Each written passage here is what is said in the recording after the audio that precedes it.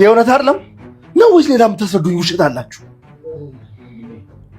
ይሄ እኮ ምን እናንተ አይደላችሁም ነው ወይስ ሌላ ውሸት አለ? እስኪ ንገሩኝ። ይቅርታ፣ በጣም ምን ማለት እንዳለብኝ አላውቅም። ለምን እንደው በፍጥነት የሆነ ውሸት አትሰዋ ነው ወይስ ልጣላችሁ? እስኪ የሆነ ይሄ ለምሳሌ ኤአይ ነው ምናምን እስኪ በሉኝ። አድነን ቆይ፣ ምንም ማምለጫ መንገድ የላችሁ። ያው መረጃው እውነቱ በሙሉ ሆነ። አንተ ከማፍቀር በፊት ያፈቀርኳት አንተ ለተከተለ የነጠቀኝ ለራስ ያለ ቦታ ንግግር ያሳያል። ለምን በራስ ልክ ነኝ ትመዝኛለህ? እሱ ኮንፋይ እንዴት ዝም አለን? ትክክለኛ የሆነ በቀል መበቀል ፈልጎ ልክ እንደዚህ አጥንት የሚሰረስር አንቺ ሴትዮ ምን ማለት ነው? እናንተ መግደል በቀል ሳይሆን ለእናንተ ረፍት እንደሆነና እናንተ መግደል እንደሌለበት ነገርኩት። አንቺ ራስሽ ነሽ ያድናለሁት። አዎ የስ ደስ ሲል በእግር እንደምትሄድ ለማወቅ ፈልጌ ነበር። አድነን ቁም! ቀጥ በል! አድነን ተቀጥበል! አድነን ይኸው በላቸው ውደኝ። እስኪ ምክንያት ምንድን ነው? ይኸው እስከ ዛሬ መቆምና መራመድ ትችል ነበር አይደለም? ንገረኝ።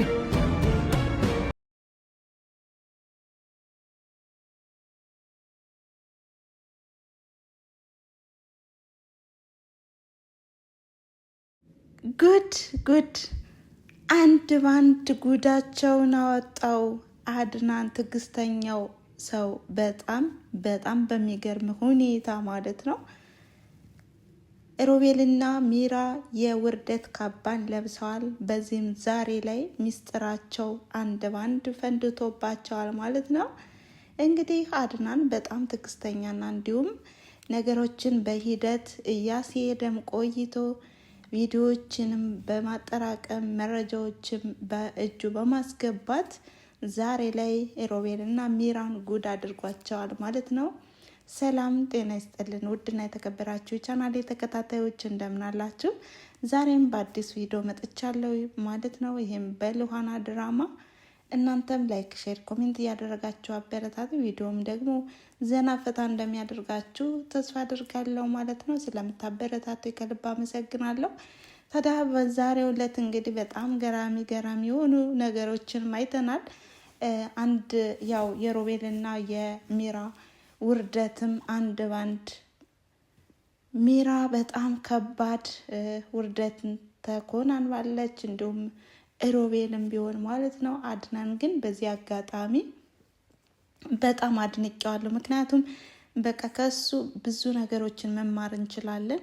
ያው በወቅቱ ስሜታዊ ሆነን ብዙ ነገሮችን ከማደበላለቅ ውጭ ምንም ትርፍ እንደሌለው ነው ያየሁት ማለት ነው። እና በትዕግስት ቀስ በቀስ ማለት ነው እንግዲህ በጣም ትዕግስተኛ ከመሆኑ የተነሳ ሌላው ይቅር ከሚራም ሆነ ከሮቤል ጉዳት ላድረስባቸው አላለም። እና በእንደዚህ አይነት ነገር ሲሆን የማይፈለግ ሰው በቃ በሰላማዊ መንገድ እንዲለቅ ማድረግ በእንደዚህ አይነት ነገር በጣም ደስ የሚልና የሚበረታታ ነገር ነው ማለት ነው። እና ትዕግስቱን ወደድኩለት። እና በእውነታው ዓለምም ልክ እንደነዚህ ሰዎችም ቢኖሩም እንኳን ያው ትዕግስተኛ ሆኖ መገኘትን የመሰለ የለም። ምክንያቱም ያለፈው አልፏል። ለወደፊት ደግሞ ብልጥና ብልህ ሆኖ መገኘትን የመሰለ የለም ማለት ነው በዚህ አጋጣሚ። እና አድናንም ቢሆን በጣም ቪዲዮን ባሳያቸው ሰዓትም በጣም ደንግጠው የሚሉት የሚናገሩት ነገር ነው የጠፋባቸው። በተለይ ሚራ በጣም ደንግጣለች። ምንም ነገር ልትናገር አልፈለገችም። ደግሞም አፋፋቸውን ይዟቸዋል። ምክንያቱም ይሄ ቪዲዮ በቃ የኤአይ ነው በሉ በቃ ዛሬስ ምን አይነት ውሸት ነው የምትጨምሩት? ወይስ ልውጣላችሁና የሆነ ዘዴ ትዘይዱ ምናምን ሲላቸው በቃ ተዋረዱ።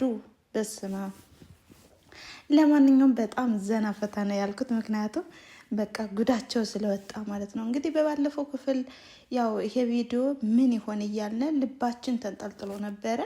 ያው የሰራተኛዋ ሲያሸሿት የታየው ቪዲዮ ነበር የመሰለ፣ ነገር ግን አይደለም።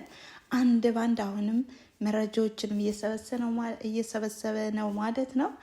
በጣም ደስ በሚል ሁኔታ አሁንም የሮቤል አስመሳይነትና እንዲሁም የሮቤል መራመድ ይገለጥ እውነቱ ይውጣ እያለ ነበረ። በዛሬው ዕለት እሱም ወጥቷል ማለት ነው። በጣም በሚያስደስት ሁኔታ እንግዲህ ሚራ በጣም ደንግጣለች። የልጅ አባቴን እንኳን እንደ ልጅ አባቴ እንዳልሆን አድርገኛል እያለችም ከሮቤል ጋርም ጠብና እንዲሁም ፍጥጫቸውም እንደቀጠለ ነው። ይህም ሮቤል እንደማያፈቅራትና እንዲሁም ሉሃናን እንደሚያፈቅራትም አስረግጦ ነግሯታል። ነገር ግን ሚራም ቢሆን እኔ እኮ አንተ ነው የማፈቅርህ የምወድህ፣ የምንፈልገውን ነገርም በእኔ በእጄ አለ፣ ስለዚህ ወተን ጠፍተን ለራሳችን ኑሮ እንኑር ብትለውም እሱ ግን ካጠገቤ እንዳትደርሽ እንደውም ታስጠልኛለሽ፣ የአድናንን ልጅ ነው ያረገሽው በማለትም ያው ተስፋ እንድትቆርጥም አድርጓታል። በሌላ በኩል አሁንም ሉሃናም ቢሆን ያው ቪዲዮን የቀረጸችው እሷ ናት ተብላ ነበረ፣ ግን አይደለም አድናን ነበረ። ከዚህ በፊትም እንደምትጫወትበት ሲያውቅም ቪዲዮ በድብቅ የቀረጻቸው። ይህንንም እንግዲህ ሉሃና በጣም ደስ ብላታል። ምክንያቱም በቃ ብልህና ብልጥ ሆንክልኝ ብላም በጣም ደስ ብላታል ማለት ነው።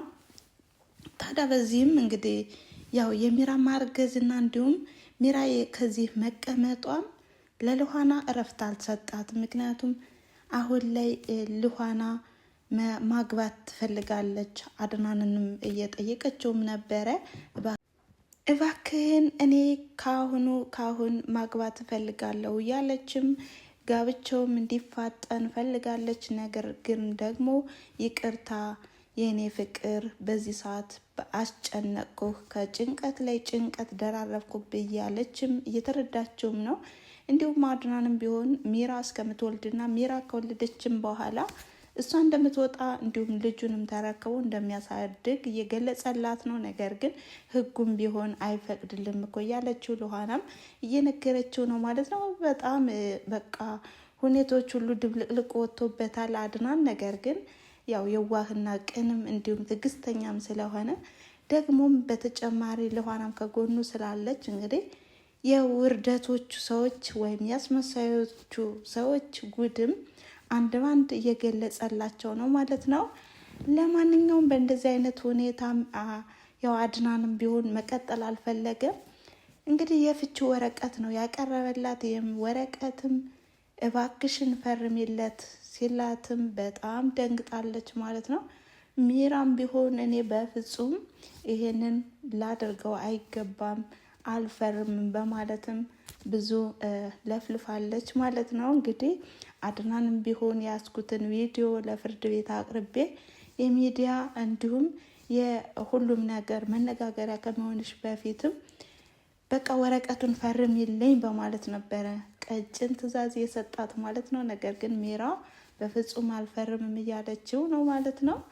ታዲያ በዚህም እንግዲህ ያው አድናን በጣም እየመረረና እንዲሁም ቆፍጠን እያለ መጥቷል ማለት ነው። እንዲሁም ሮቤል አሁን ላይ በፎርጅድ የተሰራለትን ቤትም የት ነው ያለው አድራሻው በማለትም ለጓደኛው በመደወልም እንግዲህ አድራሻውን አጣርቶም ወዲያውን ሽጦ ገንዘቡም እንደሚያስፈልገው እየተናገረ ነው ማለት ነው።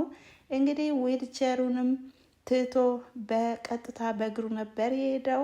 በዚህም ሚራ እየፈለገችው ነበረ።